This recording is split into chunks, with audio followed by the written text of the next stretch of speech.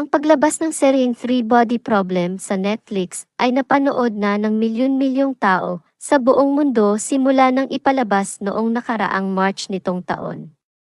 Ang kwentong ito ay unang inilathala sa China noong 2008 na isinulat ni Liu Cixin. Ang istoryang ito ay binubuo ng tatlong aklat: The Three Body Problem, The Dark Forest, and Death's End. Ang kwento ay tungkol sa unang pakikipag-ugnayan ng mundo sa isang alien civilization. Tumanggap ito ng maraming papuri dahil sa originality. Ang Three Body Problem ay naging isang international bestseller at isinalin sa iba't ibang wika. 6 na taon ang nakalipas, ang bersyong Ingles na ginawa ni Ken Liu ay nanalo ng prestihiyosong Hugo Award para sa Best Novel, ang pinakamataas na karangalan sa literaturang science fiction at fantasy. Kabilang sa mga tagahanga nito ay ang dating Pangulo ng Estados Unidos na si Obama at si Mark Zuckerberg. Ngunit, maraming tagahanga ng 3 libro ang nakasunod din sa isang korte sa Shanghai. Isa sa mga pangunahing tauhan sa likod ng malaking proyektong ito ay hinatulan ng kamatayan isang araw lamang matapos ang paglabas ng serye. Sa isang kwentong maituturing na isang dark Hollywood blockbuster, ating susuriin ang kakaibang kasong ito na nagdulot ng pagkabigla sa mga tao sa China. Welcome to Pinoy Crime Journal. Dito sa ating channel, susuriin natin ang mga totoong kwentong krimen na gumimbal sa iba't ibang panig ng mundo. Mula sa mga headline-grabbing cases hanggang sa mga hindi pa nare-resolbang krimen, hihimayin natin ang bawat detalye, bawat saksi, at bawat ebidensya. Samahan ninyo akong alamin ang katotohanan sa likod ng mga krimen na ito. Don't forget to subscribe and click the notification bell para hindi ninyo ma-miss ang kahit isang episode. Simulan na natin ang paglalakbay sa mundo ng krimen. Ito ang Pinoy Crime Journal. Tinaguriang billionaire millennial, si Lin Qi ay ipinanganak noong November 1981 sa Wenzhou, Zhejiang. Ito ay isang silangang baybaying probinsya sa China. Ayon sa mga ulat, ang kanyang pamilya ay may coal mining business. Si Lin ay may malalim na interes sa mga video game noong kanyang kabataan, mula elementarya hanggang high school. Para sa kanyang higher education, nag-aral si Lin sa Nanjing University of Post and Telecommunications, kung saan kinuha niya ang computer information bilang kanyang major. Bago niya nakamit ang kanyang katayuan sa video gaming industry sa China, nagtrabaho si Lin sa ilang mga kumpanya nang matapos niya ang kanyang college education noong 2004. Kabilang sa kanyang mga nakaraang trabaho ay ang pagiging software engineer sa loob ng 1 taon at bilang kasosyo sa isang advertising agency. Habang lumalaki ang market ng China sa mga mobile games, inilunsad naman ni Lin ang Yuzu Games noong 2009. Ang kumpanya ay gumawa ng isang serye ng mga multiplayer games na agad na naging hit sa mga manlalaro ng bansa, kasama ang mga wuxia games. Ito ay tungkol sa martial arts sa ancient China at ang Game of Thrones Winter is Coming. Ito ay batay sa isang sikat na fantasy series sa telebisyon. Sa tagumpay nito bilang isang gaming company, pinalawak ng Yuzu ang negosyo nito sa film and television production. Isa sa mga pangarap ni Lin noong bata pa siya ay ang paggawa ng pelikula. Kaya naman nang maging sikat ang librong Three Body Problem ay sinuportahan niya ito ng husto. Nangarap ang bilyonaryo na gawin itong China's version ng mga Hollywood blockbuster tulad ng Star Wars. Naisip niya na maaaring mapaunlad ang sikat na kwentong ito sa paggawa ng television shows, video games, at anime spin-offs. Kaya naman noong 2014, nagsimulang bumili si Lin ng mga copyrights at licenses para sa franchise at iniulat na gumastos ang kanyang kumpanya ng $150 milyong. Ang misyon ni Lin na gawing isang international phenomenon ang The Three Body Problem ay nagsimula nang i-announce ng Netflix noong September 2020 na ang mga libro ay i-adapt sa isang serye ng mga creators ng Game of Thrones. Si Lin ay pumirma bilang isang executive producer, at ang serye ay inilabas sa streaming service noong March 2024. Sa kabila ng pagkakuha ng deal at masiguradong maipalabas ito sa mga manonood sa buong mundo, hindi nakita ni Lin ang kanyang pangarap na matupad. Ilang buwan lamang matapos makuha ang deal sa Netflix, siya ay pinatay. Noong December 15, 2020, pauwi si Lin mula sa headquarters ng Yuzu Games sa Shanghai nang bigla siyang nakaramdam ng hindi maganda. Agad siyang pumunta sa isang ospital. Inilarawan ng doktor na nag-asikaso sa kanya na halos hindi na ito makagalaw at iniinda ang matinding sakit. Dinala agad si Lin sa ICU kung saan siya ay naisalba. Panandali ang naging maayos ang kanyang kalagayan. Ngunit naging malubha siya noong December 17. Sa panahon ng paggamot sa pasyente, ipinahayag ng ospital na natukoy na nila ang sakit nito. Nalason sila ng tetrodotoxin, isang neurotoxin, na kadalasang nauugnay sa pufferfish, isang Japanese delicacy na kilala sa pagiging potensyal na nakamamatay. Kung ito ay nakain, maaari itong magdulot ng pagkahilo at pagsusuka pati na rin pamamanhid sa mga daliri at bibig. Nakatanggap naman ang pulisya ng tawag mula sa isang ospital tungkol sa isang pasyenteng si Lin noong hapon ng December 17. Kasunod ng tawag, nagsimula ang mga pulis ng isang investigasyon.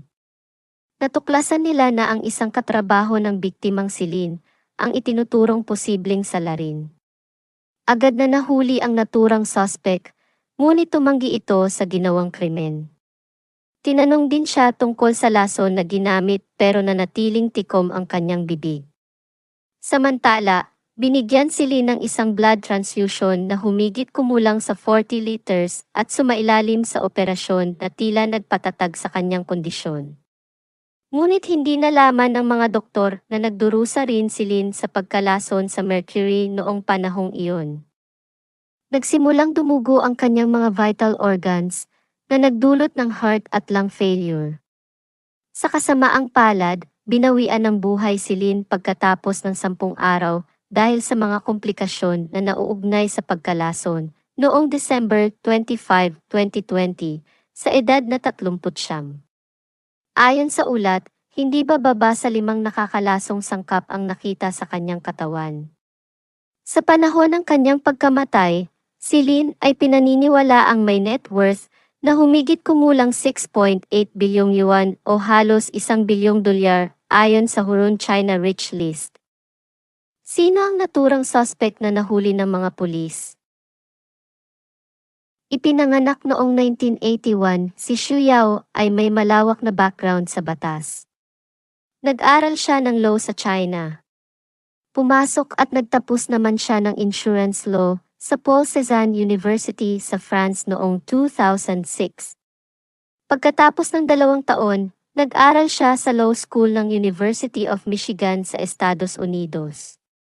Bumalik siya sa China at nagtrabaho sa legal section ng kilalang financial conglomerate na Fosun Group sa loob ng halos 10 taon bago sumali sa Yuzu noong 2017. Inilarawan siya ng mga nakakakilala sa kanya sa Yuzu bilang profesional, low-key, at tahimik.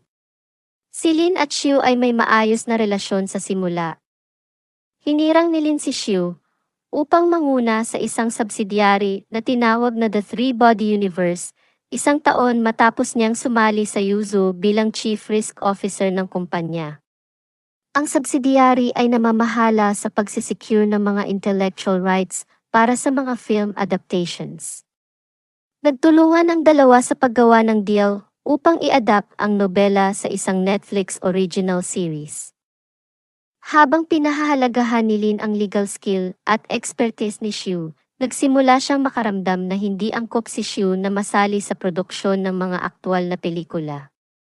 Plinano ni Lin na ibigay ang responsibilidad na iyon kay Zhao Jilong, ang Vice President sa Yuzu's film affiliate na nagtatrabaho sa proyekto ng Three Body. Nang i-announce ng Netflix ang adaptation project ng Three Body Problem noong September 2020, Nakalista si Lin bilang isang executive producer, habang ang pangalan ni Xiu ay hindi nakasama. Na-demote si Xiu sa kanyang pwesto at nabawasan ang kanyang sahod. Hindi niya matanggap na natanggal siya sa isang malaking proyekto na kanyang pinaghirapan. Dito na nagsimula ang planong paghihiganti ni Xiu.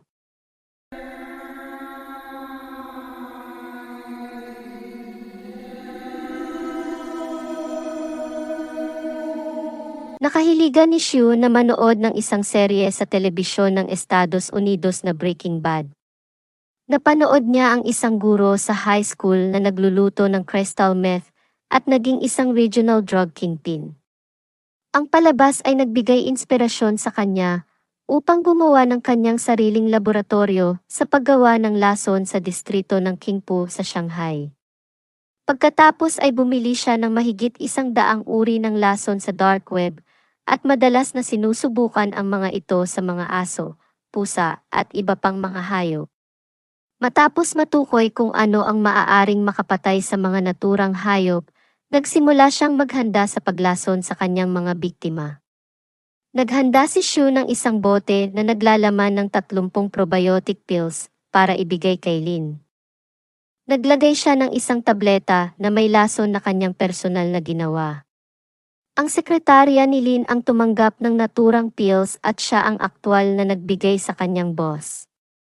Hindi naman nag-alinlangan si Lin na tanggapin ang bote ng probiotic pills. Ilang araw matapos simulan ang pag-inom ng mga tabletas, nainom ni Lin ang nakalalasong tableta. Agad siyang nakaramdam ng sakit at pumunta na sa ospital bago namatay makalipas ang 10 araw.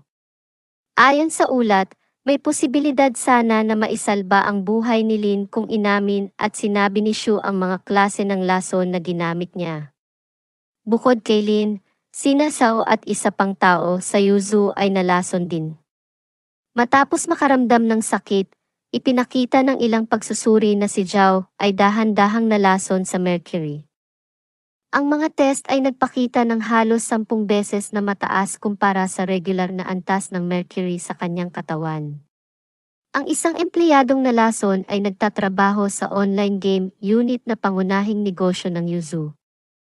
Makalipas ang 4 na taon, noong umaga ng March 22, 2024, isang araw matapos ang pinakahihintay na paglabas ng Three Body Problem sa Netflix, ang Shanghai First Intermediate People's Court ay binigyan ng hatol si Xiu Yao. Siya ay sinentensyahan ng kamatayan dahil sa intentional homicide at pinagkaitan ng mga political rights habang buhay. Siya rin ay sinentensyahan ng 6 na taong pagkakakulong dahil sa pamamahagi ng mapanganib na mga lason. Ayon sa korte, nabunyag na noong September hanggang December 2020, nagsimulang magdala si Xiu Yao ng methylmercury chloride sa opisina. Ito ay nilalagay niya sa mga inumin tulad ng kape, whiskey at tubig. Ang chief executive ng Yuzhou Games na si Zhou Jilong ay nag-post sa kanyang WeChat account ng linyang, "Justice has been served," matapos i-anunsyo ang hatol sa korte. Ibinunyag ng ibang media sa China ang mga detalye ng personal na buhay ni Lin kasunod ng isang anunsyo ng Yuzhou.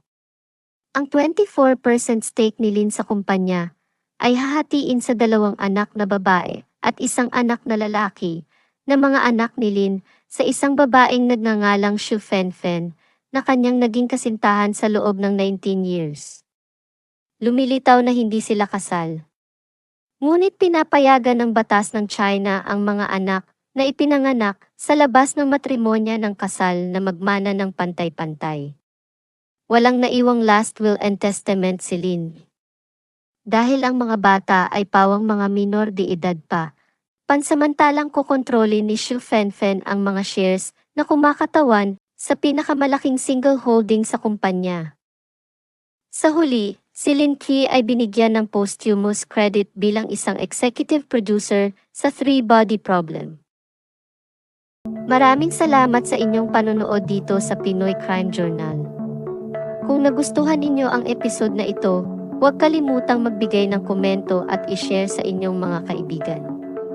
Tandaan, mag-ingat at manatiling mapagmatsyag. Muli, ito ang Pinoy Crime Journal. Hanggang sa susunod na episode, paalam at magandang araw sa ating mga taga-subaybay.